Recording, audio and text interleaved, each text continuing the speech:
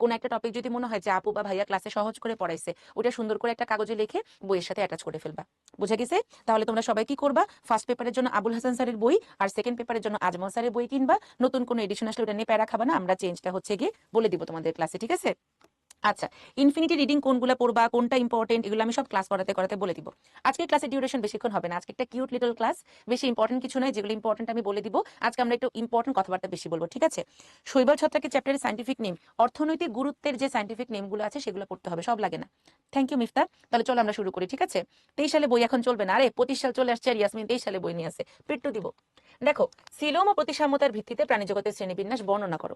এই চ্যাপ্টার থেকে আমার সিকিউর টপিক যেগুলো আছে, আজকে যেহেতু তোমাদের সাথে আমার এই চ্যাপ্টারের প্রথম ক্লাস, আমি সবসময় প্রথম ক্লাসে আর শেষ ক্লাসে একটা চ্যাপ্টারে যতগুলো সিকিউর টপিক আছে সব লিখে দিই। তাহলে আমি তোমাদেরকে সিকিউর টপিকগুলো একটু লিখে দিচ্ছি। হ্যাঁ, স্টিকি নোট তোমরা ইউজ করতে পারো। তাহলে সিকিউর জন্য জাইগেন্টিক বোম্বাস্টিক ইম্পর্টেন্ট হচ্ছে সিলোম আর প্রতিসাম্যতা। এই চ্যাপ্টার যদি পড়ো কিন্তু সিলোম আর প্রতিসাম্যতা না পড়ে পরীক্ষার হলে যাও, তাহলে নিজের কপালে বন্দুক ঠুকায় নিজে নিজের গুলি করার সমান হবে, ঠিক আছে? এই জন্য সিলোম আর হচ্ছে গিয়ে প্রতিসাম্যতা, ঠিক আছে, এটা খুব ভালো করে হচ্ছে গিয়ে মনে রাখার চেষ্টা করবা। এখান থেকে খুবই খুবই গুরুত্বপূর্ণ কিছু প্রশ্ন আসবে, সিলোমের প্রকারভেদ, প্রতিসাম্যতার প্রকারভেদ, এবং এখান থেকে কিন্তু তোমার সিকিউ আসে। এবং মজার ব্যাপার হচ্ছে ঢাকা ইউনিভার্সিটির অ্যাডমিশন টেস্টে আমাদের প্রতিসাম্যতার উদাহরণগুলো কিন্তু খুবই গুরুত্বপূর্ণ। এই যে দেখো, আমি যে তোমাদেরকে বলতেছি, তোমাদের মাথার মধ্যে কিন্তু গেঁথে যাচ্ছে, যেটা অ্যাডমিশন পর্যন্ত কাজে লাগবে। এই জন্য এই জিনিসগুলো এখন থেকে এমন ভাবে পড়বা যাতে করে পরীক্ষার আগের রাতে একবার না পড়লেও তুমি অ্যান্সার করতে পারো। কারণ তুমি চিন্তা করো, এখন তুমি একটা চ্যাপ্টারের জন্য পুরো 2-3 দিন সময় পাচ্ছ, কিন্তু মেইন এইচএসসি পরীক্ষায় তোমাকে 2 দিনে বা একদিনে একটা বইয়ের 12টা অধ্যায় একসাথে পড়তে হবে। তাহলে কিছু কিছু জিনিস আমাদের মাথায় এখন এমন ভাবে সেট করতে হবে যাতে অ্যাটলিস্ট পরীক্ষার আগের রাতেও জিনিসটা না দেখে গেলেও আমরা উত্তর করতে পারি। বুঝা গেছে? আচ্ছা, এরপরে দেখো আমাদের যে টপিকগুলো আমরা আজকে পড়বো, এর মধ্যে আমাদের সৃজনশীলের জন্য গুরুত্বপূর্ণ হচ্ছে শ্রেণীবিন্যাসের গুরুত্ব। এটা তোমরা মনের মাধুরী, ক্যাটরিনা, কারিনা মিশাই লিখতে পারবা, আমি জাস্ট তোমাদেরকে মেইন পয়েন্টগুলো বলে দিব। এরপরে হচ্ছে দ্বিপদ নামকরণের নিয়মাবলী, এগুলো তোমরা লেদাকালে পড়ছো, সেই 9-10 পড়াইগুলা, দ্বিপদ নামকরণের নিয়ম। আচ্ছা, পর্বগুলোর মধ্যে স্যারদের ফ্যান ফেভারিট হচ্ছে কৃমি। আমি দুষ্টামি করে বলতাম যে আমাদের পরীক্ষার প্রশ্ন করার সময় স্যারদের মাথায় বেশি কৃমি কাজ করে, তো এই জন্য স্যাররা এটা থেকে খুব প্রশ্ন করা পছন্দ করেন। তাহলে চ্যাপ্টা কৃমি আর গোল কৃমি, এই দুইটার পার্থক্য, তুলনা, সাদৃশ্য, বৈসাদৃশ্য, কোনটা উন্নত কোনটা অনুন্নত, এই টাইপের প্রশ্নগুলো টিচাররা দিতে খুব পছন্দ করে। আমাদের আশেপাশে তাকাইলে আমরা কোন পর্বের প্রাণী দেখতে পাই বলতো? টিস করে বসলো, এই যে মশা মাছি, আমরা আমাদের আশেপাশে তাকাইলে আমরা হচ্ছে গিয়ে কোন পর্বটা বেশি দেখতে পাই? আর্থ্রোপোডা। তাহলে এই আর্থ্রোপোডা হলো আমাদের বৃহত্তম পর্ব, সো এখান থেকে আমাদের পরীক্ষায় প্রশ্ন আসে অনেক বেশি। এরপরে প্রশ্ন আসে আমাদের মলাস্কা থেকে আর হচ্ছে অ্যানিলিডা থেকে। মলাস্কার চেয়েও বেশি গুরুত্বপূর্ণ হচ্ছে অ্যানিলিডা, বুঝছো? এই যে আর্থ্রোপোডাতে একটা স্টার আর অ্যানিলিডাতে একটা স্টার। মূল যে কর্ডাটা আছে এখান থেকে পরীক্ষায় প্রশ্ন আসে কম, বরঞ্চ কর্ডাটার যে সুপার ক্লাস যেগুলো আছে ওখান থেকে পরীক্ষায় প্রশ্ন আসে। যেমন কর্ডাটার আন্ডারে একটা সুপার ক্লাস আছে ন্যাথোস্টোমাটা। এই ন্যাথোস্টোমাটার আন্ডারে আমাদের 3টা মাছ আর 4টা প্রাণীর শ্রেণী আছে। এই 3টা মাছ পরীক্ষার জন্য খুবই খুবই গুরুত্বপূর্ণ। এই 3টা মাছের মধ্যে পার্থক্য ইনশাল্লাহ আমরা আমাদের লাস্ট ক্লাসে পড়বো। তাহলে এখান থেকে মোটামুটি এই টপিকগুলো আমাদের সিকিউর জন্য অনেক বেশি ইম্পর্টেন্ট। আবার কিছু প্রশ্ন আছে, যেমন সকল মেরুদণ্ডী প্রাণী কর্ডেট, কিন্তু সকল কর্ডেট মেরুদণ্ডী প্রাণী নয়। জ্ঞানমূলকের জন্য কিছু ছোটখাটো সংজ্ঞা আছে, যেমন হোমোনিম, সিনোনিম, টটোনিম। যেমন আমাদের হলিক্রসে আমার প্রথম কুইজে একটা প্রশ্ন আসছিল যে মেটামারিজম কাকে বলে। আমি তো আকাশ থেকে পড়ছি, কি রে কেমিস্ট্রির মেটামারিজম বায়োলজিতে কিভাবে আসলো, মাথায় চুলকাইতেছি। আর আমাদের হলিক্রসে এত কড়া গার্ড দিত, মনোজন টিচাররা 2 মাথায় দাঁড়ায় আছে, ঘাড় ঘুরাইলে AK-47 রাইফেল দিয়ে উড়াই দিবে। তখন আমি করছি কি, কেমিস্ট্রি মেটামারিজমের সংজ্ঞা লিখে দিয়ে চলে আসছি। আমাদের এবার খাতা দেখছিল বায়োলজির শুভ্রা মিস, উনি তো রাগে থমথম করতেছে, কি কাহিনী। পরবর্তীতে বুঝতে পারছি। তোমরা কি বলতে পারবা যে মেটামারিজম কাকে বলে? গত ক্লাসে তো পড়ছো, মেটামারিজম কি জিনিস, দেখি তোমরা পারো কিনা। আচ্ছা, যারা যারা প্যারালাল টেক্সট পাও নাই, নিজ নিজ ব্রাঞ্চে যদি যোগাযোগ করো ইনশাল্লাহ পেয়ে যাবা, ঠিক আছে? আচ্ছা, মাথা ব্যথা করলে চোখ দেখো আপু বা ভাইয়া। নতুন করে নোট না করে তোমরা স্টিকি নোট ব্যবহার করতে পারবা, কোনো সমস্যা নেই। আচ্ছা, মুড সুইং করা মানে মুড উঠানামা করা, ঠিক আছে? আচ্ছা, ওকে ওকে, বলো বলো। এক্সিলেন্ট, মাশাআল্লাহ, তোমরা তো দেখে আমার চেয়েও ভালো পারো। তার মানে হচ্ছে গিয়ে মেটামারিজম শব্দটার মানে হচ্ছে গিয়ে আমাদের খণ্ডকায়ন, তাই না? খণ্ডকায়নের আরেক নাম হচ্ছে গিয়ে আমাদের কি বলতো, মেটামারিজম। আর প্রতিটা খণ্ডককে বলা হয় হচ্ছে মেটামার কিংবা সোমাইট। তাহলে সেকেন্ড পেপারের আজমল স্যারের বই আমরা পড়ি, যেখানে কিন্তু এই সংজ্ঞাটা আছে, কিন্তু আমরা ওই যে সারা জীবন হচ্ছে খণ্ডকায়ন খণ্ডকায়ন খণ্ডকায়ন বাংলা নাম পড়তে পড়তে এটা যেটা ইংরেজি আছে এটা আমরা ভুলে যাই। তাহলে এই জন্য আমাদের ইংরেজি নামগুলোও কিন্তু পড়তে হবে। ওকে, আচ্ছা, তাহলে চলো আমরা আমাদের প্রিভিয়াস ক্লাসের যে HW এটা একটু দেখে নিই, যে সিলোম ও প্রতিসাম্যতার ভিত্তিতে প্রাণীজগতের শ্রেণীবিন্যাস বর্ণনা করো। তাহলে আমরা প্রথমে যেটার কথা লিখবো সেটা হচ্ছে আমাদের সিলোম। সিলোম শব্দটা বোঝার আগে আমাদেরকে জানতে হবে যে পেরিটোনিয়াম জিনিসটা কি। তোমরা কি গরু কোরবানি দেখছো কখনো? গরু কোরবানি বা কেউ কি কখনো গরুর গলায় ছুরি চালাইছো? কসাইগিরি করছে এখানে কেউ? ডাক্তারদেরকে তো সবাই কসাই বলে। আমার বড় বোন আমাকে নিয়ে প্রায় হাসাহাসি করে যে কসাই ডাকার দরকার কি, আমাদের বাসায় তো কসাই আছে। আমাকে নিয়ে হাসাহাসি করে আর কি। তোমরা কি কেউ কখনো গরু কোরবানি দিছো বা গরু কোরবানি দেখছো? ছোটবেলায় আমাদের জন্য মানে প্রথমত খুব দেখতাম, পরে খুব কষ্ট লাগতো। হ্যাঁ, গরু কোরবানি দিলে দেখবা তোমার হচ্ছে গরুর পেট থেকে এত বড় একটা সাদা রঙের ব্যাগের মতো বের করে নিয়ে আসে। এই সাদা ব্যাগটা হচ্ছে পেরিটোনিয়াম, ঠিক আছে? এই সাদা ব্যাগটার মধ্যে কি থাকে বলতো?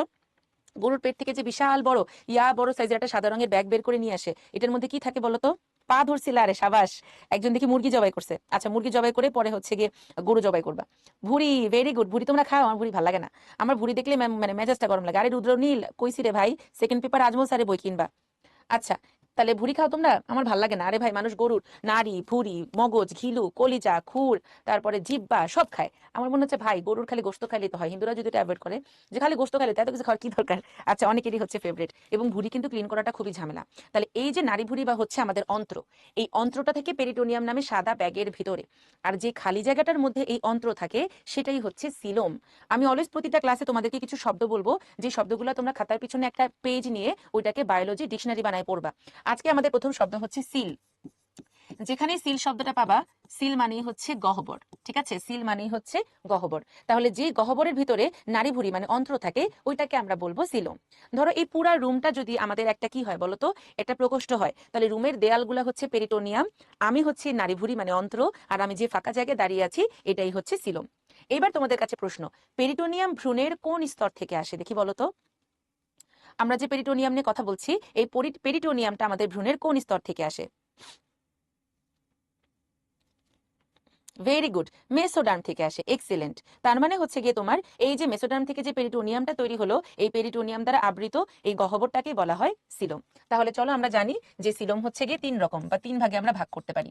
একটা হচ্ছে অ্যাসিলোমেট। শব্দটার মানে কি বলতো? আমরা ডিকশনারিতে লিখে ফেলবো যে নামের শুরুতে যদি থাকে, বা ডি মানে হচ্ছে অ্যাবসেন্ট বা ডিলেট, মানে হচ্ছে নাই। আর সিউডো শব্দটার মানে হচ্ছে ছদ্ম বা নকল। আমাদের অনেক নকল ফ্রেন্ডদের মতো, অনেক ফ্রেন্ড আছে না, সামনাসামনি মনে হয় যেন জীবন দিয়ে দিবে আর পিছনে দিয়ে বুকে দিয়ে ছোড়া ঢুকায়, এগুলো হচ্ছে সব সিউডো ফ্রেন্ড বা স্নেক। সিউডো মানে নকল। আর ইউ মানে হচ্ছে সুগঠিত।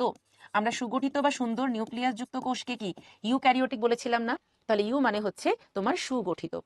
তাহলে দেখো, আমাদের অ্যাসিলোমেট মানে যার কোনো সিলোম নাই। সিউডো সিলোমেট মানে যার সিলোম দিয়েছে আল্লাহ, কিন্তু সেই সিলোমটার চারপাশে আমরা কোনো পেরিটোনিয়াম পাবো না। তার মানে সিলোম আছে কিন্তু সেটা নকল সিলোম, ওর চারপাশে কোনো পেরিটোনিয়াম নাই। আর তিনে হচ্ছে ইউ সিলোমেট মানে সুগঠিত সিলোমও আছে, আবার সিলোমের চারপাশে যে পেরিটোনিয়াম সেটাও আছে। এখন সিলোম একা যদি তোমার 3 বা 4-এর জন্য আসে, তখন তুমি সিলোমের ছবিটা আঁকবা। কিন্তু যদি এরকম সিলোম আর প্রতিসাম্যতা একসাথে আসে, তখন ছবি আঁকার দরকার নেই। আর ছবিটা চিনে রাখা আরেকটু জরুরি। কেন? কারণ অনেক সময় উদ্দীপকে জাস্ট ছবি দিয়ে তোমাকে গতে বা ঘতে বলে দিবে যে উদ্দীপকের সিলোম বর্ণনা করো, অথবা এমসিকিউতে সিলোমের ছবি দিয়ে তোমাকে বলে দিবে যে উদ্দীপকের সিলোম বিশিষ্ট কোন প্রাণীটি নিচে বর্ণিত রয়েছে।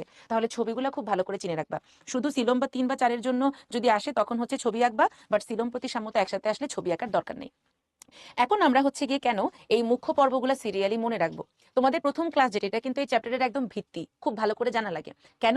কারণ আমরা যদি প্রাণীর শ্রেণীবিন্যাসের ভিত্তিগুলো একদম মানে ঝাঁঝরা করে পড়ে ফেলি, তাহলে আমাদের প্রতিটা পর্বের 4টা থেকে 5টা বৈশিষ্ট্য অটো পড়া হয়ে যাবে। যেমন আমরা সংগঠন মাত্রা পড়েছি, ভ্রূণ স্তর পড়েছি, সিলোম প্রতিসাম্যতা পড়েছি। দেখবা আমাদের যে 9টা পর্ব আছে, প্রতিটা পর্বতেই 4টা বৈশিষ্ট্য আছে। তাহলে তোমার যদি পরীক্ষায় হুট করে আর্থ্রোপোডার বৈশিষ্ট্য চলে আসে, তুমি কিন্তু না পড়েও 4টা বৈশিষ্ট্য ইজিলি লিখতে পারবা। যেমন আর্থ্রোপোডা ত্রিস্তরী প্রাণী, ও হচ্ছে ইউসিলোমেট, ও হচ্ছে কি তোমার দ্বিপার্শ্বীয় প্রতিসাম্যতা, অঙ্গতন্ত্র মাত্রার গঠন সম্বলিত প্রাণী। তাহলে আমরা ভিত্তিগুলো যদি ভালো মতন পড়ি উদাহরণ সহ, তাহলে দেখবা যে প্রতিটা পর্বের 4টা করে বৈশিষ্ট্য হচ্ছে অটো পড়া হয়ে যাবে। ঠিক আছে? ছবি ইজি করার জন্য প্র্যাকটিস করবে, বা যখন আঁকবা, আঁকার সাথে সাথে যদি ছবি চলে আসে সেটা তুমি এঁকে ফেলবা। আর তোমাকে জয়নুল আবেদিনের মতো ছবি আঁকা লাগবে না, তোমার ছবি টিচার দেখে বুঝতে পারলেই হলো। তুমি যদি এটা ঝাক্কাস লেভেলিং করো, যেমনি ছবি আঁকো না কেন, টিচার খুশি হয়ে যাবে। ঠিক আছে? আচ্ছা, তাহলে যেটা বলতেছিলাম যে হচ্ছে আমাদের পর্বগুলো আমরা সিরিয়ালি মনে রাখবো। কেন সিরিয়ালি মনে রাখবো? 1 নাম্বার পর্ব পরিফেরা, 2 নাম্বার পর্ব নিডারিয়া, এরকম করতে করতে 9 নাম্বার পর্ব কর্ডাটা। তাহলে আমরা যত পরিফেরা থেকে কর্ডাটার দিকে যাব, পর্বগুলো তত বেশি বড় লোকস হবে। পরিফেরা 1 নাম্বার সবচেয়ে গরিব, আল্লাহকে কিচ্ছু দেয়নি, ঠিক আছে? কিন্তু 9 নাম্বার পর্ব কর্ডাটা সবচেয়ে বড় লোকস, আল্লাহকে সবকিছু দিছে। তাহলে আমরা যদি সিরিয়ালি মনে করে রাখি, তাহলে আমাদের বৈশিষ্ট্যগুলো মনে রাখতে সহজ হবে। ঠিক আছে? কোন ছবি লাগবে মাহিয়া? এটা গত ক্লাসে দেখানো হয়েছে সিলোমের ছবিটা, তুমি কি গত ক্লাস করো নাই আপু? আচ্ছা, তাহলে দেখো অ্যাসিলোমেটের তাহলে উদাহরণ কি হবে? আমাদের পর্ব 1, 2, 3 পরিফেরা নিডারিয়া প্লাটিহেলমিনথেস। আচ্ছা, এরপরে দেখো সিউডোসিলোমেটের মধ্যে তাহলে কি ছিল? একটা মাত্র পর্ব যেটা সিউডোসিলোমেট, সেটা হচ্ছে নেমাটোডা। আর দুইটা গৌণ পর্ব আছে, যেটা হচ্ছে রটিফেরা এবং কিনোরহিনকা। রটিফেরা, কিনোরহিনকা, এই দুটা হচ্ছে গৌণ পর্ব। আর ইউসিলোমেট হচ্ছে বাকি সব। তার মানে তোমার হচ্ছে অ্যানিলিডা, আর্থ্রোপোডা, মলাস্কা, অ্যাকাইনোডার্মাটা, করডাটা, এরা সবাই হচ্ছে আমাদের ইউসিলোমেট। এবং আমাদের ভর্তি পরীক্ষায় সবচেয়ে বেশি আসে এই যে নেমাটোডা। এটা টিচারদের যে কি পছন্দ মানে বলে বোঝাতে পারবো না। এটা তোমাদের এমসিকিউতেও আসবে, আবার অ্যাডমিশনে প্রায় ইনভ্যারিয়েবলি ভার্সিটিতে বা মেডিকেলে এই নেমাটোডার উদাহরণটা আসে। ঠিক আছে? আচ্ছা, এই নামগুলো হচ্ছে বিজ্ঞানীরা আবিষ্কার করছে এবং এগুলো সাধারণত ল্যাটিন বা গ্রিক ল্যাঙ্গুয়েজ থেকে আসে, তো এই জন্য নামগুলো এতটা কঠিন। ঠিক আছে? আচ্ছা, গৌণ পর্ব মানে যেই পর্বের প্রজাতির সংখ্যা অনেক কম। আমরা তো নর্মালি পরিফেরা, নিডারিয়া এগুলো ছোটবেলা থেকে শুনছি, কিন্তু রটিফেরা, কিনোরহিনকা এগুলো শুনি নাই। কারণ এগুলাতে যেই পর্বের আন্ডারে ওরা পড়ে ওখানে প্রজাতি খুবই কম, মানে প্রাণীগুলো পাওয়াই যায় না, এই জন্য ওদেরকে গৌণ পর্ব বলে। আর যেই পর্বের প্রজাতির সংখ্যা অনেক বেশি, অনেক অনেক বেশি উদাহরণ বা আমরা পরিবেশে ওই পর্বের অনেক প্রাণী পাই, ওদেরকে আমরা মুখ্য পর্ব বলি। ঠিক আছে? এই যে টিনোফোরা, সিউলোপ্লানা, ঠিক আছে, তারপরে তোমার হচ্ছে গিয়ে রটিফেরা, কিনোরহিনকা, এগুলো সব গৌণ পর্ব, এই জন্য এগুলো আমরা জানি না। হ্যাঁ, মেডিকেলের বই সব ইংরেজিতে লেখা। তাহলে এবারে চলো আমরা পড়ি হচ্ছে প্রতিসাম্যতা। প্রতিসাম্যতাটা যদিও তোমাদের বইতে পাঁচ ভাগে ভাগ করা আছে, আমি আমার নিজের সুবিধার জন্য প্রথমে এটাকে 3 ভাগে ভাগ করে নিই। 3 ভাগে, ঠিক আছে? প্রথম ভাগটা হচ্ছে ওদেরকে আমি একবার শুধুমাত্র সমান 2 ভাগে ভাগ করবো। এগুলো কিন্তু গত ক্লাসে পড়া, আমি জাস্ট তোমাদেরকে রিভিশন করাচ্ছি। বাট তারপরে তোমরা কিছু কিছু ব্যক্তি নষ্টভ্রষ্ট পাপিষ্ট বান্দা এমন ভাবে প্রশ্ন করতেছো, আপু এটা কি ওটা কি, আমি তো কনফিউজড হয়ে যাচ্ছি, তোমরা কি আগের ক্লাস করছো কিনা। এই জন্য তোমাদেরকে রিকোয়েস্ট করবো, আগের ক্লাস না করে থাকলে অবশ্যই রেকর্ডেড ভার্সনটা দেখে নিও তোমাদের পাস্ট ক্লাসেস অপশন থেকে। আচ্ছা, আর যদি দেখে থাকো তাহলে ইনশাল্লাহ এখন রিভিশন হয়ে যাচ্ছে। আচ্ছা হ্যাঁ, প্রাপ্তি তোর মেসেজ দেখি। ন্যাথোস্টোমাটা, এটার উচ্চারণ। ইম্পর্টেন্ট ছবি অবশ্যই আমার ক্লাসের কন্টেন্টে যদি আসে আমি অবশ্যই তোমাদের ইম্পর্টেন্ট ছবিগুলো হচ্ছে একে একে দেখাই দিব তাহিরুল। ওকে, তাহলে বলো প্রতিসাম্যতা জিনিসটা কি? তোমরা যদি সঞ্চারী আপুকে সমান 2 ভাগে ভাগ করতে চাও তাহলে কি নাক বরাবর কাটবা নাকি পেট বরাবর কাটবা বলো তো? তোমরা যদি আমাকে সমান 2 ভাগে ভাগ করতে চাও, আমাকে কি এরকম নাক বরাবর কাটবা নাকি পেট বরাবর কাটবা বলো তো?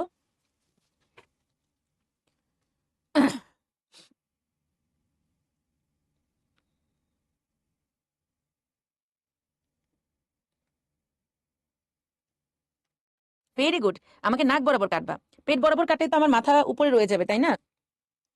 পেট বরাবর কাটলে তো মাথার উপরে আর পা নিচে চলে যাবে, এই জন্য নাক বরাবর কাটবো। তাহলে কোন একটা প্রাণীকে তুমি যদি সমান 2 ভাগে ভাগ করতে চাও, তাহলে একটা তল বরাবর কেটে তুমি সেই প্রাণীটাকে সমান 2 ভাগে ভাগ করে দিবা। এটাকে বলা হয় প্রতিসাম্যতা। তাহলে তুমি যদি শুধুমাত্র একবার সেই প্রাণীটাকে সমান 2 ভাগে ভাগ করতে পারো তাহলে সেটাকে বলা হয় দ্বিপার্শ্বীয় প্রতিসাম্য, বাইল্যাটেরাল সিমেট্রি। ইংরেজিটা অবশ্যই পড়বা, পরীক্ষা অনেক সময় ইংরেজিতে আসে এবং ঢাকা ইউনিভার্সিটির অনেক অপশন হুবহু ইংরেজিতে দিয়ে দেয়।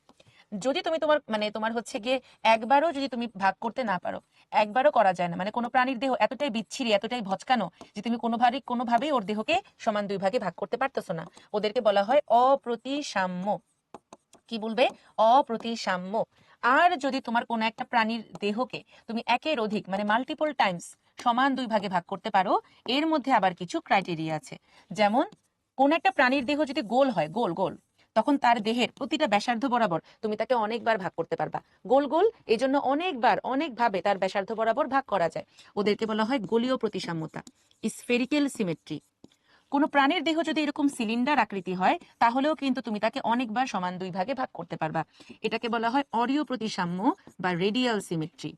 এখন ধরো তোমার মাথার সামনে দিয়ে একটা কোর্শিকা আছে, পিছন দিয়ে একটা কোর্শিকা আছে সাপোজ, তাহলে তুমি তোমার মাথাকে একবার এই বরাবর আরেকবার এই বরাবর সমান 2 ভাগে ভাগ করতে পারবা। কি বললাম? তোমার কপালের সামনে একটা কোর্শিকা আছে, কপালের পিছনে একটা কোর্শিকা আছে, এই জন্য তুমি তোমার দেহকে একবার এই তল বরাবর আরেকবার এই তল বরাবর সমান 2 ভাগে ভাগ করতে পারবা। তাহলে ব্যাপারটা কিরকম হবে বলতো? তোমার দেহতে তোমার একটা বা এক জোড়া সদৃশ অঙ্গ যেমন কোর্শিকা, শিং থাকার কারণে তোমার দেহকে আমি 2টা তল দিয়ে সমান 4 ভাগে ভাগ করতে পারি। এটাকেই বলা হয় দ্বি অরীয় বা বাই রেডিয়াল সিমেট্রি। তাহলে আমাদের প্রতিসাম্যতা কয় প্রকার বলতো? 5 প্রকার। মাত্র একবার সমান 2 ভাগে ভাগ করলে সেটা দ্বিপার্শ্বীয়, একের অধিকবার ভাগ করলে যদি গোল হয় গোলীয়, সিলিন্ডার আকৃতির হলে অরীয়, আর যদি একজোড়া সদৃশ অঙ্গ থাকে সেটা দ্বিঅরীয়। আর যদি এতটাই শরীর ভচকানো থাকে যে কোনোভাবেই সমান 2 ভাগে ভাগ করা না যায় তখন সেটাকে আমরা বলি হচ্ছে অপ্রতিসাম্য। তাহলে এবারে দেখো সবচেয়ে গরিব পর্ব কোনটা ছিল বলতো? আমি একটু আগে বলেছি সবচেয়ে গরিব পর্ব কোনটা ছিল। হাইড্রার শিং শুধুমাত্র 2টা নেই নুহা, হাইড্রার শিং অনেকগুলো আছে, এই জন্য আমরা ওটাকে অরীয় বলি। শুধুমাত্র 2টা শিং থাকলে আমরা বলতে পারবো, বুঝছো? Excellent, Porifera. সবচেয়ে গরিব পর্ব ছিল পরিফেরা। তাহলে আমাদের এই যে অপ্রতিসাম্য, ভচকানো, কোনো আকার আকৃতি কিচ্ছু নাই, সেটা হচ্ছে পরিফেরা। ওকে, এরপরে আমাদের 2 নাম্বার আরেকটু কম গরিব পর্ব ছিল নিডারিয়া। তাহলে নিডারিয়া কিসের মধ্যে পড়ে? আমাদের অরীয় প্রতিসাম্যতার মধ্যে। নিডারিয়ার এক্সাম্পল কি আছে? হাইড্রা, জেলিফিশ, তার মানে আমাদের মেট্রিডিয়াম, সি অ্যানিমন, এরা সবাই কি আমাদের হচ্ছে অরীয় প্রতিসাম্য। Hydra, jellyfish, sea anemone. ডি অরীয় প্রতিসাম্য হচ্ছে দুইটা কি তোমার হচ্ছে গৌণ পর্ব, টিনোফোরা, সিউলোপ্লানা। এগুলো হচ্ছে গিয়ে দুইটা কি বলতো গৌণ পর্বের প্রাণী, এই জন্য নামগুলো এমন, টিনোফোরা, সিউলোপ্লানা। আর আল্লাহর দুনিয়ার বাকি আর যত পর্ব আছে, চলো আমরা হিসাব করা শুরু করি। পরিফেরা তো অপ্রতিসাম্য, নিডারিয়া তো অরীয় প্রতিসাম্য। এই দুইটা বাদে আল্লাহর দুনিয়ার কি কি আছে দেখো তো? প্লাটিহিল মিনথিস, নেমাটোডা, অ্যানিলিডা, মলাস্কা, তারপরে করডাটা, এরা সবাই। এখন তুমি বলবা যে আপু তাহলে একাইনোডার্মাটা কি? একাইনোডার্মাটা এমন একটা পর্ব যার দেহকে তুমি 5 বার সমান 2 ভাগে ভাগ করতে পারবা। এটাকে বলে পঞ্চ অরীয় প্রতিসাম্য, পেন্টারেডিয়াল সিমেট্রি। এটা একটা এক্সেপশন, বুঝছো? ওর দেহকে তুমি 5 বার সমান 2 ভাগে ভাগ করতে পারবা, এই জন্য এটাকে বলা হয় পেন্টারেডিয়াল সিমেট্রি। অরিও মানে হচ্ছে গিয়ে অনলি অরিও, অরিও বিস্কিট। আচ্ছা, জাস্ট কিডিং। অরিও মানে কোন একটা মানে প্রাণীর দেহ যদি এরকম সিলিন্ডার বেলনাকার হয়, তখন তুমি ওকে অনেকবার অনেকবার অনেকবার অনেকবার ভাগ করতে পারতেছো, এটাকে অরিও বলে, ঠিক আছে? আচ্ছা, অরিও মানে হচ্ছে কি যদি কোনো একটা বডি যদি এরকম বেলনাকার হয়, তখন তুমি সেটাকে অনেকবার ভাগ করতে পারবে, এটাই হচ্ছে কি অরিও, ঠিক আছে? ওকে। হ্যাঁ হিমেল, আমি আছি আলহামদুলিল্লাহ ভালো। তাহলে দেখো একাইনোডার্মাটা মানে ওর দেহকে তুমি 5 বার সমান 2 ভাগে ভাগ করতে পারবা। এখানে আরেকটা কাহিনী আছে। কাহিনীটা হলো আমাদের এই যে মলাস্কা, মলাস্কার একটা বিশেষ শ্রেণী আছে যার নাম গ্যাস্ট্রোপোডা। এই গ্যাস্ট্রোপোডার উদাহরণ হচ্ছে পিলাগ্লোবোসা বা আপেল শামুক। এই একমাত্র মলাস্কা হচ্ছে অপ্রতিসাম্য, ঠিক আছে? পিলাগ্লোবোসা বা আপেল শামুক ও আমাদের মলাস্কা পর্বের অন্তর্গত হওয়া সত্ত্বেও ও একটা এক্সেপশন, যেটা কিন্তু আমাদের অপ্রতিসাম্যতা। পার্শ্বীয় মানে হচ্ছে গিয়ে তোমার ভাগ করা, সমান ভাগে ভাগ করা, পার্শ্বীয়। সবাই বুঝতে পেরেছো? এতটুকু পর্যন্ত সবার ক্রিস্টাল ক্লিয়ার? সর্দি লাগলে হচ্ছে কি ইয়া করো, হিস্টাসিন খাও, তারপরেও ক্লাস করতে হবে, করার কিছু নাই। অসুস্থতা চলতেই থাকবে, এর মধ্যে পড়াশোনা করতে হবে। আচ্ছা, তাহলে এতটুকু সবার ক্রিস্টাল ক্লিয়ার? বুঝতে পেরেছো সবাই? আচ্ছা, ভেরি গুড। তাহলে আসো, আজকে আমরা পড়বো হচ্ছে আমাদের প্রাণী জগতের শ্রেণীবিন্যাসের ভিত্তি। শ্রেণীবিন্যাসের ভিত্তি পড়ার আগে তোমরা আমাকে বলো তো, প্রাণী জগৎকে 5টা রাজ্যে ভাগ করেছেন কোন বিজ্ঞানী? আমাদের সমগ্র প্রাণী জগৎকে 5টা রাজ্যে ভাগ করেছেন কোন বিজ্ঞানী বলো তো? Very good, Whitaker.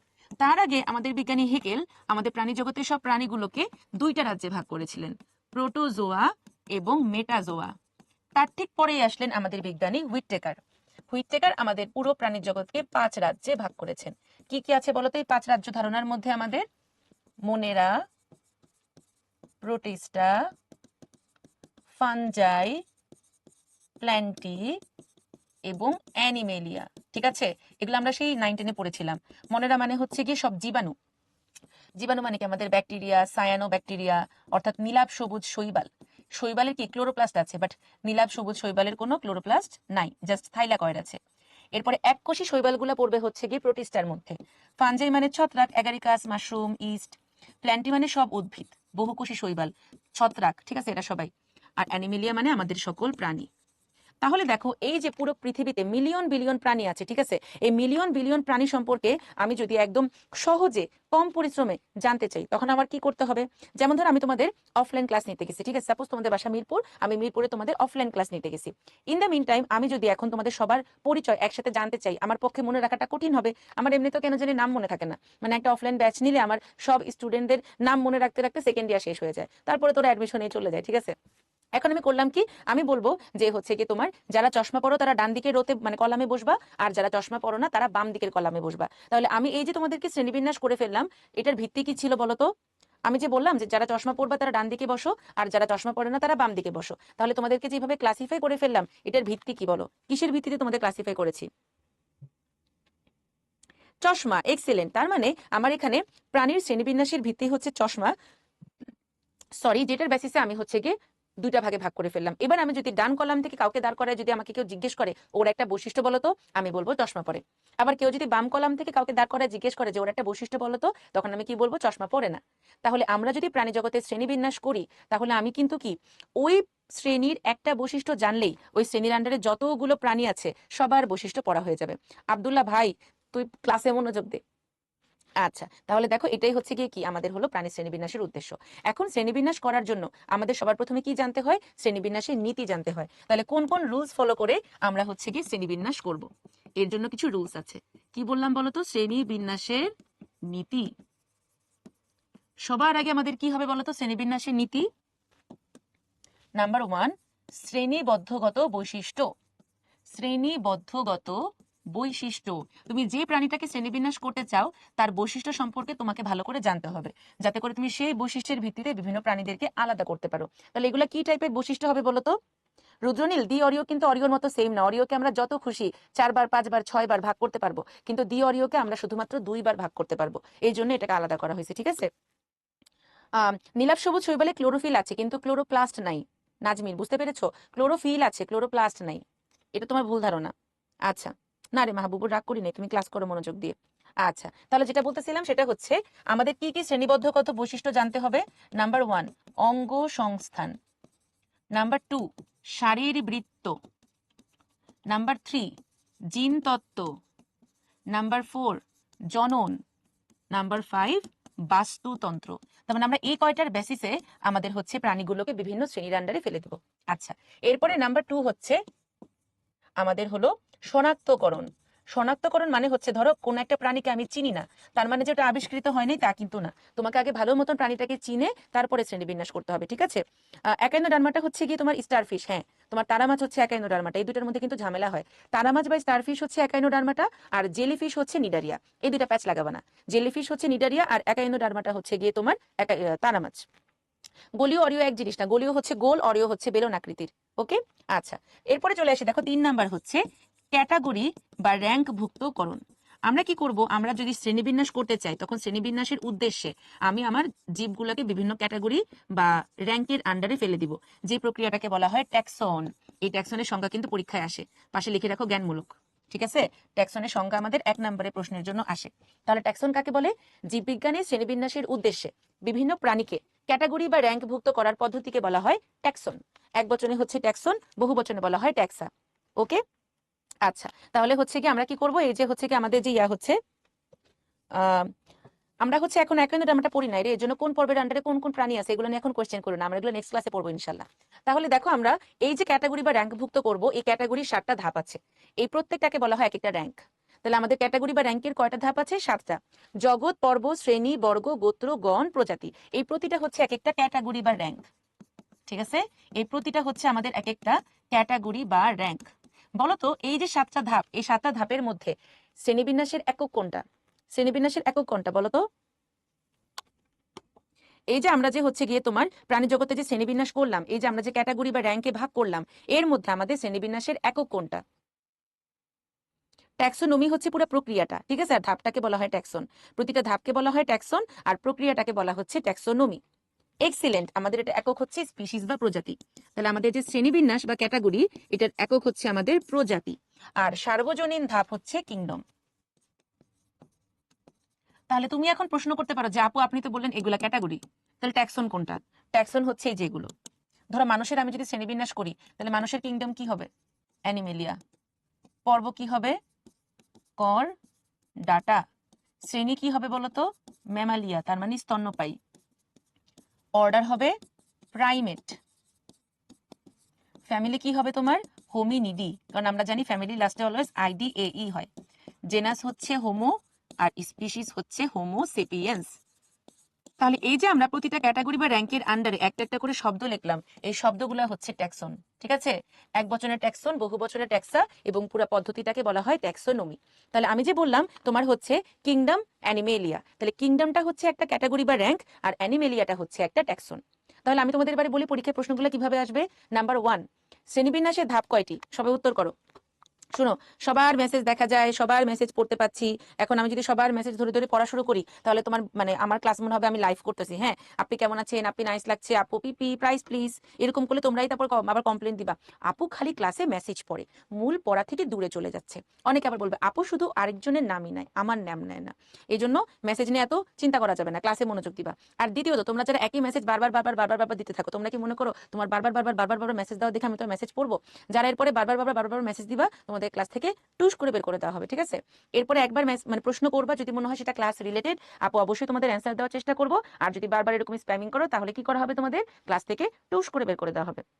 আচ্ছা, ভেরি গুড। তাহলে অ্যান্সার কি হবে তোমার? হচ্ছে 7টা। নেক্সট প্রশ্ন, শ্রেণীবিন্যাসের একক কোনটি? সবাই অ্যান্সার করো। জায়দুর, তোমার যে ক্লাসগুলো মিস হয়েছে তুমি সুন্দর করে 2x স্পিডে দেখে ফেলো, তাহলে দেখবা যে ইনশাল্লাহ বুঝতে পারবা, ঠিক আছে? আচ্ছা, ট্যাক্সনটা রিপিট করব। ট্যাক্সন হচ্ছে জীবজগতে শ্রেণীবিন্যাসের উদ্দেশ্যে, ভালো করে খেয়াল করো, প্রাণী জগতে শ্রেণীবিন্যাসের উদ্দেশ্যে, ঠিক আছে? আমি যদি শ্রেণীবিন্যাস করতে চাই তখন প্রাণীকে বিভিন্ন ধাপ মানে ক্যাটাগরি বা র্যাঙ্কের অন্তর্ভুক্ত করা হলে সেই প্রাণীগুলোকে বলা হচ্ছে ট্যাক্সন। সাপোজ আমি মানুষের শ্রেণীবিন্যাস করতে চাই, এখন মানুষের যে বিভিন্ন বৈশিষ্ট্যগুলো আছে এগুলোকে আমি বিভিন্ন ক্যাটাগরির আন্ডারে ফেলে দিলাম। যেমন মানুষের রাজ্য হচ্ছে অ্যানিমেলিয়া, পর্ব হচ্ছে কর্ডাটা, তারপরে প্রজাতি হচ্ছে হোমোসেপিয়েন্স। তাহলে এই যে আমি ক্যাটাগরি বা র্যাঙ্কের আন্ডারে যে বৈশিষ্ট্যগুলোকে ফেলে দিলাম, এখানে অ্যানিমেলিয়া একটা ট্যাক্সন, কর্ডাটা একটা ট্যাক্সন, হোমোসেপিয়েন্স একটা ট্যাক্সন। এবার বুঝতে পেরেছো? আচ্ছা, ভেরি গুড। এবারে নেক্সট প্রশ্ন, হায়ারকি বলতে কি বুঝো? তোমরা কি জানো হায়ারকি জিনিসটা কি? What is hierarchy?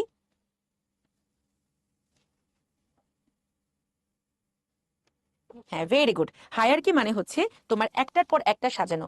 এই যে আমার যে প্রাণীর যে ধাপগুলো আছে দেখো, শ্রেণীবদ্ধ করার সময় প্রাণীদের বিভিন্ন স্তরে বা ধাপে স্থাপন করা হয়। এই স্তর বিন্যাসকে কি বলা হয়? শ্রেণীবিন্যাস স্তর বা হায়ারকি। আর এই ধাপগুলোর প্রতিটাকে বলা হয় ট্যাক্সন। তাহলে হায়ারকি এবং ট্যাক্সনের সংজ্ঞাটা জ্ঞানমূলকের জন্য অনেক ভালো করে পড়বা, ঠিক আছে? তাহলে শ্রেণীবিন্যাসের মূল ধাপ হচ্ছে গিয়ে 7টা। এই মূল ধাপের মধ্যে সার্বজনীন ধাপ মানে সবাই পড়ে যাবে কিংডমের আন্ডারে, আর একক হচ্ছে বা ক্ষুদ্রতম ধাপ হচ্ছে প্রজাতি। অনেকগুলো প্রজাতি নিয়ে গণ, গণ নিয়ে গোত্র, গোত্র নিয়ে বর্গ, এর মধ্যে সবচেয়ে বড় সব প্রাণী সার্বজনীন ধাপ হচ্ছে কিংডম, আর সবচেয়ে ছোট কিউট লিটল ক্ষুদ্রতম একক হচ্ছে প্রজাতি। তাহলে দেখো আমরা যেরকম ধাপে ধাপে ভাগ করছি এটাকে বলে নেস্টেড হায়ারকি। কি বলে? Nested hierarchy. তোমার পাখিদের নেস্টে কি হয়? নেস্টটা তোমার গাছের ডালে ধাপে ধাপে করে পাখিরা, সেরকম আমরা ধাপে ধাপে আলাদা করছি দেখি, এটাকে বলা হয় হায়ারকি। হায়ারকি বানান একটা হইলেই হবে, ঠিক আছে? তোমাদের তো আর ইংরেজি বানান আসবে না, তোমাদের তো বাংলা আসবে, সো হায়ারকির বানান নিয়ে তো প্যারা খায়ও না। প্রজাতির সংজ্ঞাটা কিন্তু মাঝে মধ্যে পরীক্ষায় চলে আসে, ঠিক আছে? হায়ার আর কি, শোনো, হায়ার আর কি একই জিনিস। আমি জাস্ট তোমাদের বোঝার জন্য লিখছি। তোমাদের একটা জিনিসের যখন বাংলা করা হয় বুঝছো, এটাকে এক এক বইতে এক এক রকম ভাবে লেখে।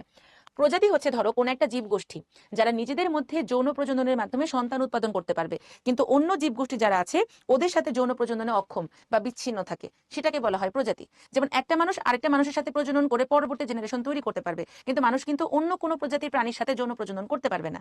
এই প্রজাতির সংজ্ঞাটা কিন্তু মাঝে মধ্যে তোমার হচ্ছে কি আসে বলতো, ইয়াতে চলে আসে, জ্ঞানমূলকে চলে আসে। সবচেয়ে বড় পর্ব হচ্ছে আর্থ্রোপোডা, এটা আমরা নেক্সট ক্লাসে পড়বো।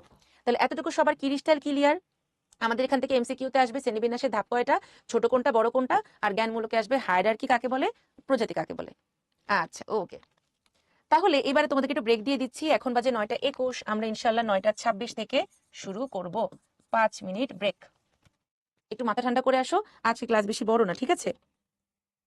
হ্যাঁ, সবগুলো একসাথে হায়ারকি, আর প্রতিটা পদকে তোমার হচ্ছে কি ট্যাক্সন বলা হয়। হায়ারকি আর নেক্সটেড হায়ারকি অনেকটা একই জিনিস। নেক্সটেড হায়ারকি জাস্ট হায়ারকির একটা মানে কি বলবো প্রকারভেদ, নাথিং এলস।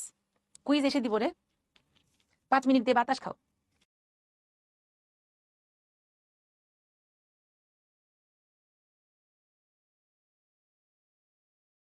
বুঝছো? আচ্ছা, আমার কণ্ঠ খারাপ হয়ে গেছে, হ্যাঁ গলা বসে গেছে। তোমাদের বড় ভাইদের হচ্ছে, বড় ভাই বোনদের গত 2 দিন 7 ঘন্টা 7 ঘন্টা 14 ঘন্টা ক্লাস নেওয়া হয়েছে, মানে অ্যাডমিশনে। গলা যে এখন পর্যন্ত দাঁড়ায় আছে এটাই তো শুক্রিয়া। আচ্ছা, কে কি করছো বলো 5 মিনিটে? তেলাপোকা ধরার চেষ্টা করলাম এই 5 মিনিট। আচ্ছা, তোমার সাবজেক্ট পড়ছি, পানি খাইছি, ঘুমাইলাম। আচ্ছা, রিলস দেখছি, খুব খারাপ কাজ। মোবাইল, এই যে রিলস মোবাইল হচ্ছে কি একটা ভিশিয়াস সাইকেল, বুঝছো? দেখবা যে তোমার আমার এই জিনিসটা হয়তো আমি ধরো 9:15 পড়া শুরু করছি, তো আমার সাবকনশিয়াস মাইন্ড বলতো 9:15 পড়া শুরু করছি, এরকম ফ্র্যাকশন টাইম ভালো লাগতেছে না, যাই 15 মিনিট ফোন চালাই। 9:30 বাজতে বাজতে দেখি যে 10টা বেজে গেছে, বুঝছো? এই জন্য আসলে মানে ফোন ধরাটা একটা ভিশিয়াস সাইকেল। দেখবা যে অনেক রকম ডিটক্স অ্যাপ পাওয়া যায়, যে অ্যাপ দিয়ে ফোন লক হয়ে যায়, বা মোবাইলেরও কিন্তু কিছু ইনার বিল্ড কিছু মানে সিস্টেম থাকে যেখানে তুমি লক করে দিতে পারবা তুমি কোন কোন অ্যাপ চালাইতে চাও আর কোন কোন অ্যাপ চালাইতে চাও না। সো ফোনটাকে ম্যানেজ করা শিখতে হবে, ঠিক আছে? আচ্ছা, ওকে। তাহলে আমরা যাওয়ার আগে আমাদের শ্রেণীবিন্যাসের ধাপগুলো পড়েছিলাম। এখন আমরা আমাদের এই যে এত কষ্ট করে আমরা কেন শ্রেণীবিন্যাস করব এটার প্রয়োজনীয়তা সম্পর্কে পড়াশোনা করব। চলো। তাত্ত্বিক মানে হচ্ছে গিয়ে তোমার থিওরিটিক্যাল, মানে বই খাতা পত্রতে তোমার শ্রেণীবিন্যাসের কি প্রয়োজনীয়তা আছে।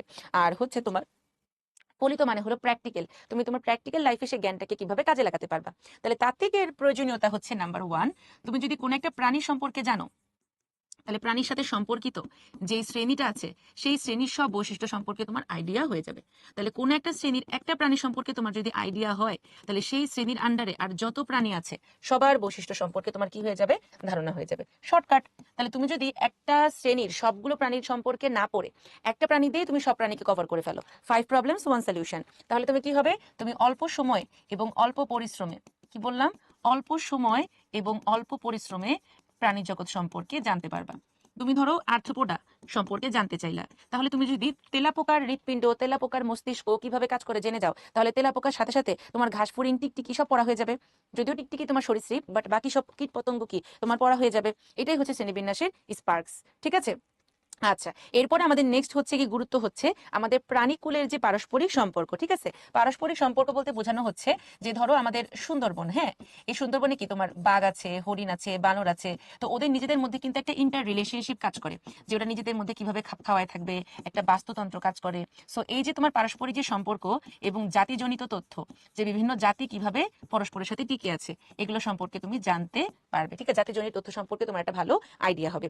এবং প্রাণীকুলের যে বিবর্তনের ধারা, যেমন আমরা বলেছি না ডাইনোসর কি বিলুপ্ত হয়ে গিয়েছে, কিন্তু তেলাপোকা এখনো টিকে আছে। তাহলে বিবর্তনের ধারা সম্পর্কে তুমি জানতে পারবা, আর নতুন নতুন প্রজাতি সম্পর্কে তোমার জ্ঞান লাভ করা সহজ হবে।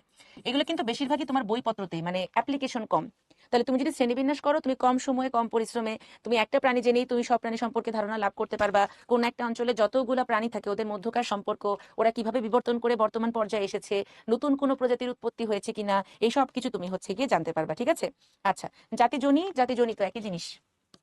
ওকে, এবার নেক্সট কথা হচ্ছে ফলিত কি কি উপকারিতা আছে। এতক্ষণ পর্যন্ত আমরা পড়লাম থিওরিটিক্যাল, এখন আমরা পড়বো হচ্ছে প্র্যাকটিক্যাল। তাহলে তোমরা কি কেউ আমাকে একটু দুইটা হিন্টস দিতে পারো যে প্র্যাকটিক্যাল কি উপকারিতা থাকতে পারে? বলো তো, তোমাদের কারো কোনো আইডিয়া আছে?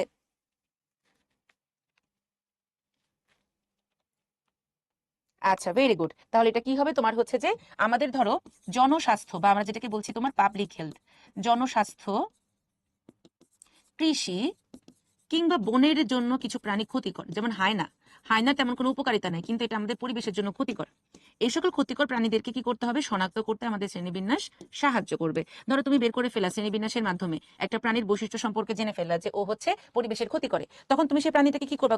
দমন করবা। ভেরি গুড, অর্থনৈতিক গুরুত্ব। তাহলে আমি যদি আমার শ্রেণীবিন্যাসের মাধ্যমে কোন একটা প্রাণীর অর্থনৈতিক গুরুত্ব সম্পর্কে জানতে পারি, তখন তুমি সেই অর্থনৈতিক গুরুত্ব সম্পন্ন প্রাণীগুলোকে বাছাই করতে পারবা। অর্থনৈতিক গুরুত্ব সম্পন্ন প্রাণী বাছাই, তোমার ইকোনমিক ইম্পর্টেন্স আছে এরকম প্রাণী তুমি কি করতে পারবা? বাছাই করতে পারবা। এরপরে দেখো, ধরো কোন একটা বন্য প্রাণী, হ্যাঁ, বন্য প্রাণীকে তুমি সংরক্ষণ করতে চাও, যেমন ধরো জলহস্তী কিংবা জেব্রা কিংবা জিরাফ, এগুলো কি বিলুপ্ত হয়ে যাচ্ছে। তাহলে যে সকল প্রাণী বিলুপ্ত হয়ে যাচ্ছে সেই প্রাণীগুলোকে তুমি হচ্ছে ইজিলি সংরক্ষণ করতে পারবা। বন্য প্রাণী সংরক্ষণ। আচ্ছা, এরপরে হচ্ছে আমাদের যে সকল ভূতাত্ত্বিক ঘটনাবলী আছে, যেমন ধরো তোমার হচ্ছে যে কখন ভূমিকম্প হচ্ছে, কখন জলোচ্ছ্বাস হচ্ছে, এই ভূমিকম্প, জলোচ্ছ্বাস বা বিভিন্ন প্রাকৃতিক দুর্যোগের কারণে আমাদের যে ভূগোল, মাটি, পাথর, এগুলার কি ধরনের পরিবর্তন হচ্ছে, এগুলো সম্পর্কে তুমি জানতে পারবা। আবার তুমি কৃত্রিম প্রজননের মাধ্যমে নতুন প্রজাতির পশু পাখি উদ্ভাবন করতে পারবা।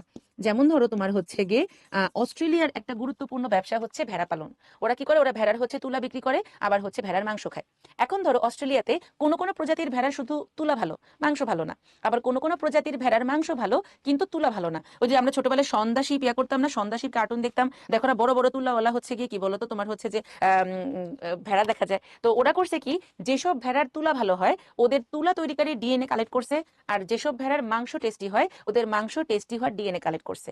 এরপরে সেই দুইটা ডিএনএ কে তোমার রিকম্বিনেশন করে একটা ব্যাকটেরিয়ার মধ্যে ঢুকায় ওটাকে আরেকটা ভেড়ার ডিএনএ এর মধ্যে স্থাপন করে দিছে। তাহলে সেই ডিএনএ থেকে আমরা যে ভেড়াগুলো পাবো ওদের মধ্যে থেকে আমরা তুলাও বেশি পাবো, আবার টেস্টি মাংস পাবো।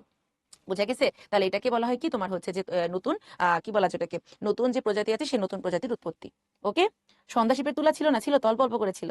তাহলে পুরোটা আমি আবারও বলি, দেখো নাম্বার ওয়ানে আমার হচ্ছে কোন একটা প্রাণী সম্পর্কে আমি যদি জানতে পারি, তাহলে সেই প্রজাতির অন্যান্য যত শ্রেণী প্রাণী আছে সবার বৈশিষ্ট্য সম্পর্কে আমার একটা আইডিয়া হবে।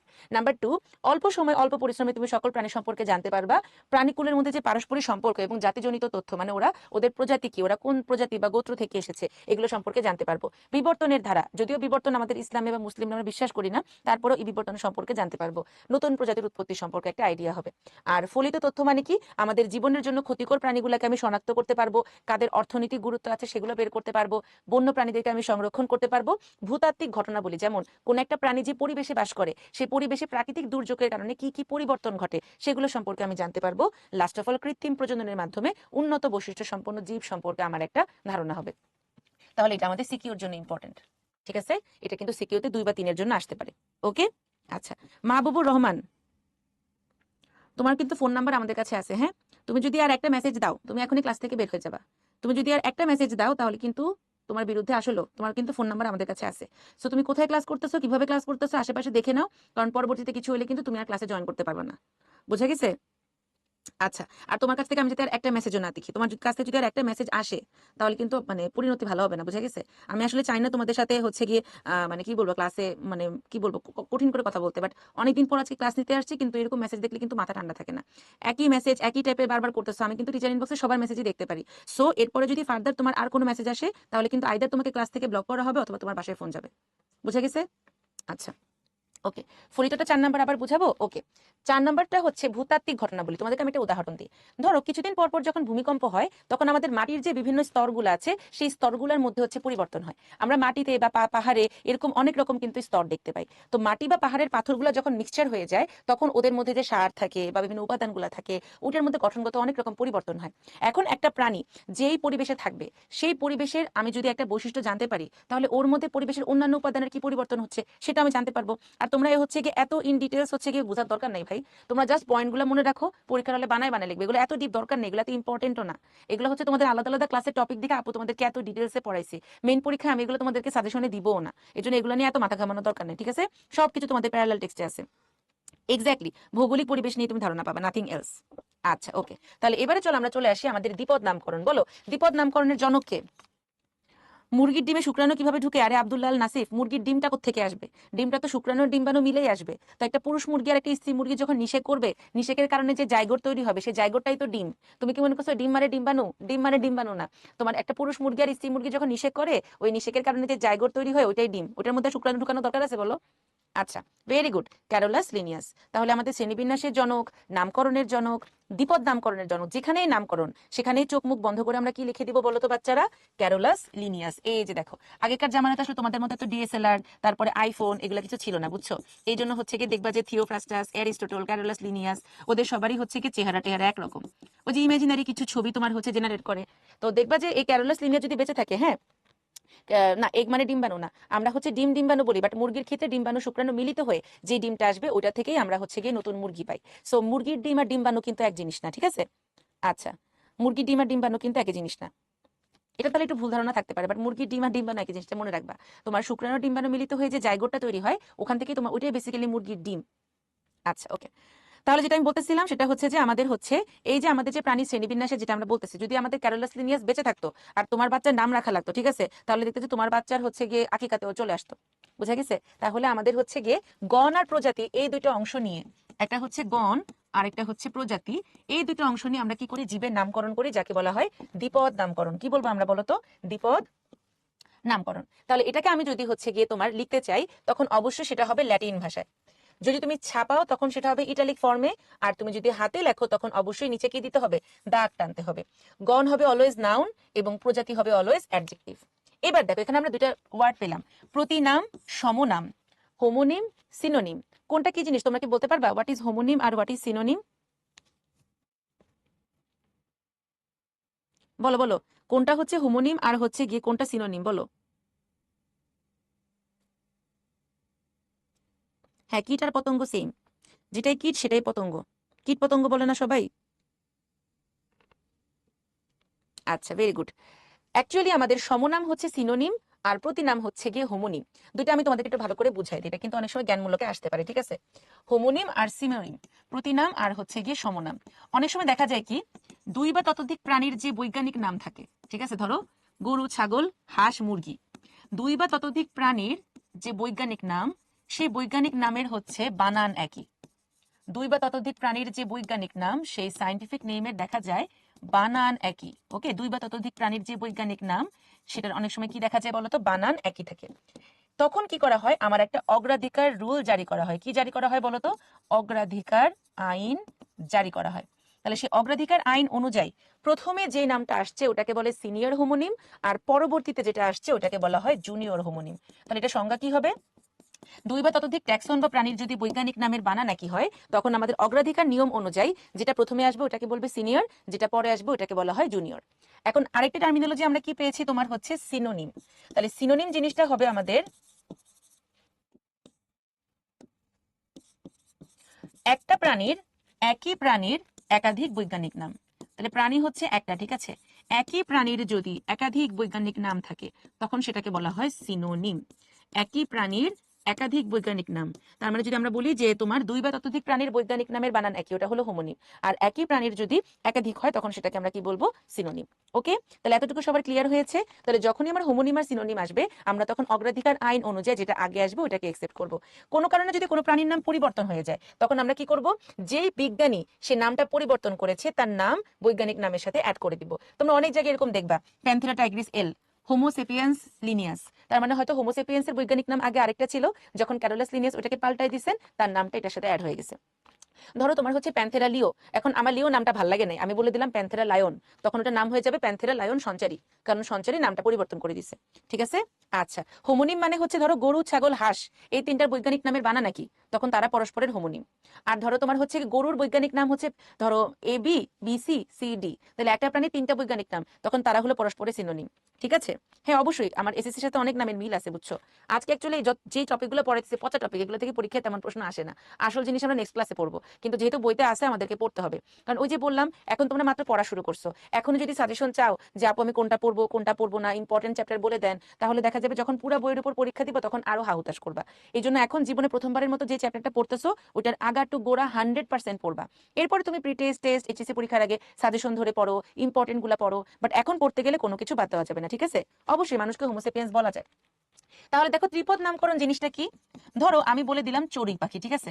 তাহলে চড়ুই পাখি তো বাংলাদেশেও আছে, চায়নাতেও আছে, আবার নীল নদেও আছে।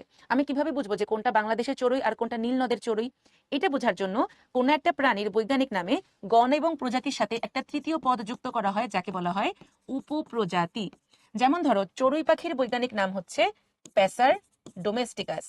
এখন প্যাসার ডোমেস্টিকাস হচ্ছে আমাদের বাংলাদেশেও আছে, আবার নীল নদেও আছে। সো নীল নদের চড়ুইকে আমরা বলবো নিলোটিকাস।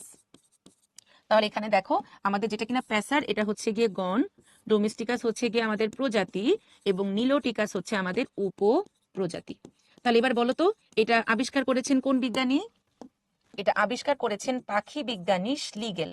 এটার একটা সাল দেওয়া আছে তোমাদের বইতে, এটা পড়া লাগবে না। ঠিক আছে?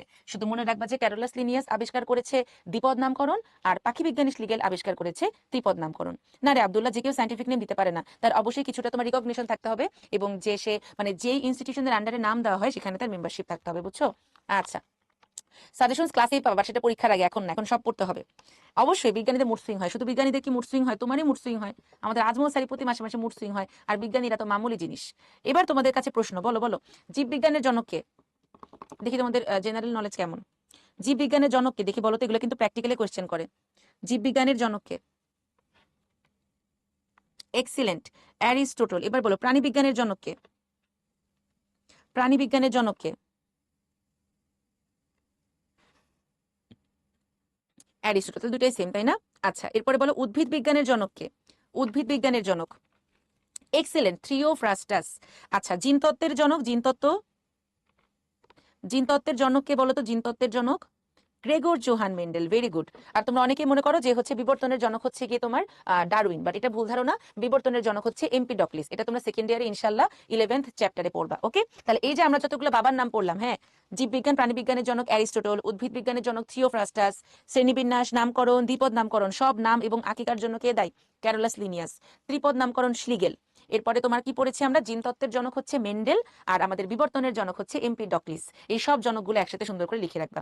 ঠিক আছে? আচ্ছা, ওকে। তাহলে এবারে দেখো আমাদের যে পর্ব, এই পর্বগুলোকে আমরা কয় ভাগে ভাগ করেছি বলো তো বাচ্চারা? এগুলোকে আমরা দুই ভাগে ভাগ করেছি। একটা হলো মেজর ফাইলা বা মুখ্য পর্ব, আরেকটা হচ্ছে মাইনর ফাইলা বা গৌণ পর্ব। ঠিক আছে? মেজর ফাইলা বা মুখ্য পর্ব, মাইনর ফাইলা বা গৌণ পর্ব। তাহলে আমরা মুখ্য পর্ব কোনটাকে বলবো? যেই পর্বের প্রজাতির সংখ্যা বেশি, মানে বেশি প্রাণী পাওয়া যায়, সেটা হলো মুখ্য। আর যেই পর্বের প্রজাতির সংখ্যা কম তাদেরকে বলা হয় গৌণ পর্ব। তাহলে আমাদের টোটাল পর্ব আছে 33টা, এর মধ্যে আমাদের মুখ্য পর্ব হচ্ছে গিয়ে তোমার 9টা। তাহলে গৌণ পর্ব কয়টা হবে হিসাব করো। মুখ্য পর্ব যদি 33 আর গৌণ পর্ব যদি, সরি, মোট পর্ব যদি 9টা আর মুখ্য পর্ব যদি তোমার 9টা হয়, মূল পর্ব 33 আর মুখ্য পর্ব 9 হলে গৌণ পর্ব কত বলো তো?